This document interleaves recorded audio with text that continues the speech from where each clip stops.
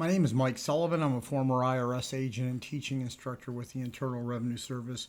Welcome to my YouTube station. I worked at IRS for a decade. I was the IRS. The reason it's important to listen to me, I don't practice at it from what I learned from every client. I was the IRS. I've worked thousands of IRS cases, and if you want to know more about me, go to my website at 777irs.com. You will learn everything. I've been on Fox Business News a couple times, ABC, News Nation, Newsmax, all those stations. Anyway, I want to expose to you the offer and compromise program. There's some things that you need to know about that. If you do, you'll have success with your offer and compromise. I worked this program. I actually taught people how to work the program at IRS. So I'm just going to tell you a couple things today. I'm available for representation on large dollar cases. You have no idea. You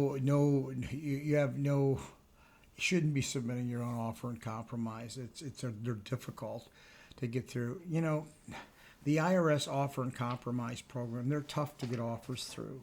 Last year, they only accepted 13,000. 30,000 plus were submitted offers really are on the low because IRS hasn't been doing enforcing. They haven't been sending their letters out. I'm expecting those numbers to go up very soon. But you need to know that this offer and compromise program is very methodical. There's not a lot of judgment in it. There's no judgment at all. It's a very firm system that's there, and the IRS can't deviate from it. So you have to know that it has to be exposed. People, they pay me to look at their offers, and you can't get the offers through. You don't understand what the program is. The program is a really tight-fisted program, and you need to know what that is. IRS wants the value of all your assets. That's rule one. If you have $100,000 in assets, that $100,000 is IRS's. It's part of the offer. Your homestead is discounted 20%, but you're not going to get IRS to accept any less than those values. That's very, very important. People just, think IRS is just going to settle for something. They don't. The other part of the program you need to expose is you must understand. I've done, 1,000 videos on this at least, the National Standard Program.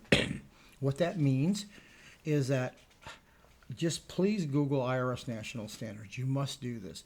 IRS National Standards. You're going to find out what IRS is going to allow, what they're going to give you.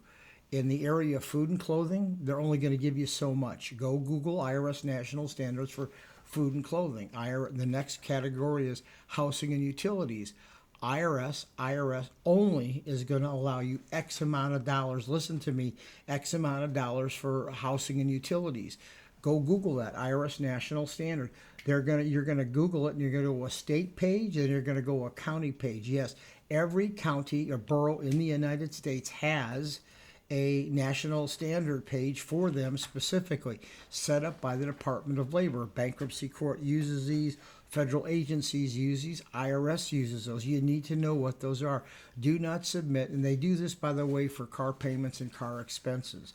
You need to know that. This needs to be exposed. The IRS offer and compromise is some not random harem scarum program. It's a tight-fisted program that you have to do this. Don't submit an offer unless you know what you're doing, because you're going to lose your 20% and extend the statute of limitations. If you don't owe a lot of money, though, it's okay to submit the offer, but just make sure you know what you're doing. If you owe a lot of money, you better get someone to go through this with you and fine-tune it. There's ways to fine-tune it, to sharpen it, to sometimes get the offer accepted. Some people know what they're doing. Anyway, give me a subscription. Thank you so much. That's the offer and compromise, truly exposed to you by a true expert. Thank you.